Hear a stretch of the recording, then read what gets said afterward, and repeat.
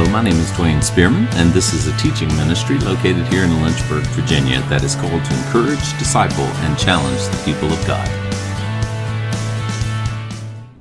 Today we're going to continue our topical study on the issue of the creation account as found in Genesis chapter 1 and 2. And just to recap, this is based on a paper that I wrote in 2014 for a class called Old Testament Background Studies in Genesis. And in that paper, I briefly looked at some of the various views of the creation accounts to put out their weaknesses and their strengths, at least as far as I could discern, and which ones we as Bible-believing Christians, I believe we should reject, and which ones we should embrace. Again, the study is not meant to be exhaustive, but to serve as a good starting point for the reader to pursue on their own. In other words, you need to study these things for yourselves. Last time we looked at what is called the pictorial day, and we looked at old earth creationism and young earth creationism. And today I want to look at two more. I want to look at the gap theory, and I want to look at naturalistic evolution. Now, the gap theory first made its way into the mainstream as a result of the printing of the Schofield Reference Bible in 1909. Yes, that beloved reference Bible. I got 3 or 4 of them right here behind me right now. This theory assumes a gap of time between verses 1 and 2 of the book of Genesis.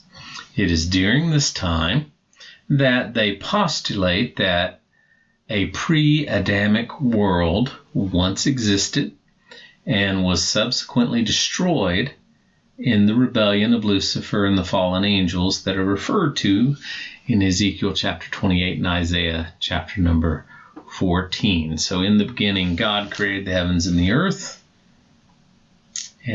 was without form and void, and darkness was upon the face of the deep. So in between those verses, they place what is referred to as the gap theory. Something happened between verses 1 and 2, the gap theory. Now, for the reason for this view is found in Genesis 1:2, and it's a verse that says, "The earth was formless and void, and darkness was over the surface of the deep. And the Spirit of God was moving over the surface of the waters." Now, an issue is the word was. The earth was formless and void, which they believe should be translated as the earth became formless and void, and darkness was over the surface of the deep. Okay?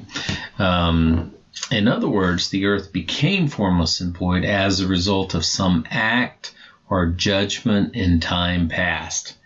It is in this, quote, gap of time that they conclude that all the ages that are demanded by geologists occurred and ended with the glacial age. Now, this theory also explains, at least to them, why there is the apparent contradiction in how old science says the earth is and the biblical account. So, now this theory goes on to surmise that in Genesis 1:3, God then starts the process of reparation, as described in the 6 days of creation. Now, the rationale for this view comes from, quote, a desire to reconcile the voluminous scientific evidence for Earth's antiquity. You notice that? They're all accommodationism. They're wanting to accommodate science and the Bible. They want to reconcile it, and yet still can concede that there were 6 literal days of creation. So in the end, though, too much of the theory rests on the translation of the word was and the questionable use of the phrase formless and void. Now, that's a pretty big theory for a 3-letter word. And again, it's an attempt at accommodationism. And of course, it's been around for a long time. Next is the view that is referred to as naturalistic evolution. Now, before 1900, the issue of evolution was a non-starter. It wasn't a controversial subject because everyone, for the most part, embraced the biblical view of creation, either by conviction or by conformity. In other words, if you stepped out of line, then you immediately felt it. Now, of course, you and I both know it's the opposite today. However, the issue of evolution was brought to the forefront by the progressive movement. So the progressives aren't new. In the early 20th century, in a series of court cases that were known as the Scopes monkey trial. I would encourage you to go and take a look at that, the Scopes monkey trial. And of course, just the paraphrase version is that there was an argument put forth that instead of simply teaching creation in the public schools, because it's a theory, we should also teach the evolutionary theory as well, so that they can kind of compare and contrast. And of course, you know how the devil does. Give him an inch, he'll take a mile. Of course, it was approved, and creation and evolution were taught side by side. Of course, once compromise sets in, creation was kicked to the back burner, and now evolution is deemed to be scientific fact today, which still makes me laugh because it's no more fact than creation, because there's no scientist on this planet that has seen evolution. None. Even Darwin with the missing link. Nobody's found the missing link. I think they had a missing link on the Worldwide Wrestling Federation, but that's the only one that they've been able to find. Evolution is still an improvable theory. In essence, naturalistic evolution teaches that all creation is purely accidental and that no supreme power was involved at all. It presupposes that everything came into existence. It was just random. It was a sequence through mutations and natural selection. Of course, this view, by necessity, requires millions, if not billions, of years for these mutations to take place. Charles Ryrie puts it this way: if one were to reduce the process to a formula, it would be m plus n S times T equals evolution. What that means is mutation plus natural selection over enough time equals evolution. And of course, their numbers get bigger and bigger and bigger for the random chances for any of this to happen. But it could be a gajillion years and it still wouldn't make a difference. It didn't happen. It's interesting that in regards to the necessity of time for the evolutionary process to take place, one guy points out in his book, Tremper Longman, it's called How to Read Genesis. He says, many modern readers stumble over the 6 days of creation. They ask, how could it have happened so quickly?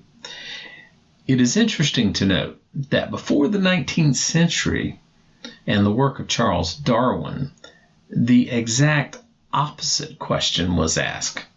For instance, in the 16th century, John Calvin encountered skepticism concerning the biblical account because they wanted to know why it took God so long to create the universe. You see, the biblical account seemed ridiculous to many readers in the 16th century because they knew that God could create instantaneously if he willed.